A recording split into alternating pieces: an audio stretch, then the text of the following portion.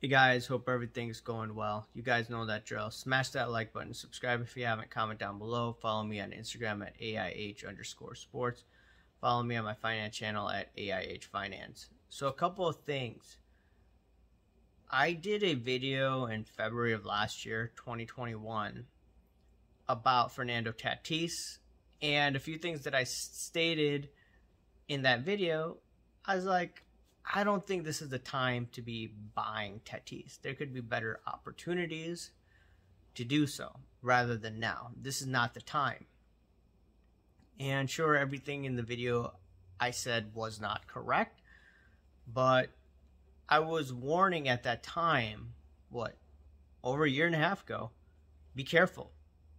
If you want to look at someone like Acuna Jr., his WAR was 6.5. So I'm looking at this and I'm like, okay, Tatis Jr. cards are on fire. And they could continuously go higher, even though I'm going to profit off of it shortly, unless he breaks a leg or tears his Achilles, and then his card prices will drop. If I don't sell by then, then it's on me. However, just looking at all of this, I'm like, are the investors wrong in throwing all this money at Tatis Jr. when they could just be putting in Acuna instead? Because all the talk about baseball card market right now is Tatis Jr. and the huge contract that he got. Is he worth that much amount of money? That I don't know. If he can get a WAR of about 6.5 or higher year after year, I think his contract is worth it. I probably want to see higher because he got paid, over $300 million. I would want him to get over 7.0.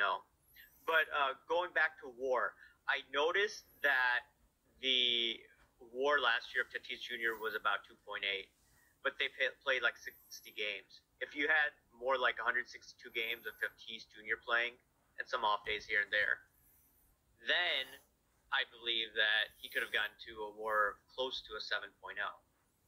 And if he consistently does it, he deserves this money. And the card prices should go higher based on that. But, yeah, I'm thinking that it's probably not the best time to buy Tatis Jr. You could wait probably, in my opinion, at the All-Star break. And, going towards the playoffs, you have a strong Padres team, and they should do some damage, in my opinion, this year in the playoffs. They will give the Dodgers some competition. Unless they choke. I mean, they have Darvish this year, and they have a strong pitching staff. Right? Don't be chasing garbage cards at that time or overhyped cards. And sure, I did make a few mistakes, but ultimately that strategy did help me out. Gradually selling. Should I have sold all my cards in February and March of that year? A lot of cards that went up? Yeah, I probably should have. And then rebought some other cards as they've gone down in value. Now, if you look at Tatis Jr., right?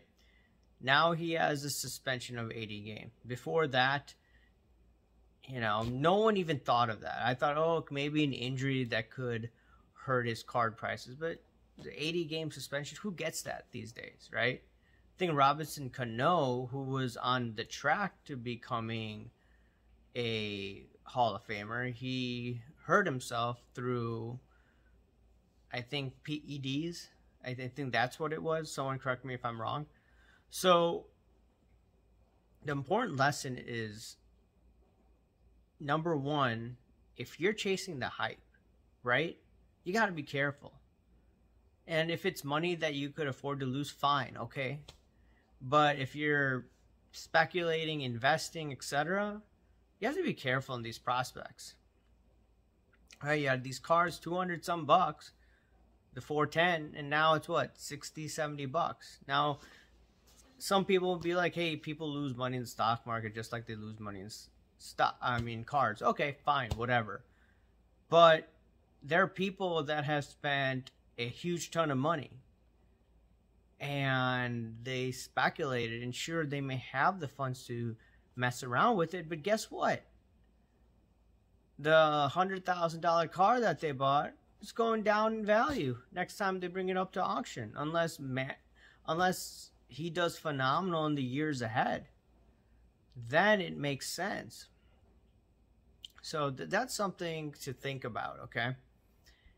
And someone messaged me on IG or left a comment saying that, hey, these card ladder index shows that people could have made money flipping. Well, you have to be careful on that. And I was looking at the 410 card, and that card collapsed 60-70%. I asked the guy, like, what are you talking about, right?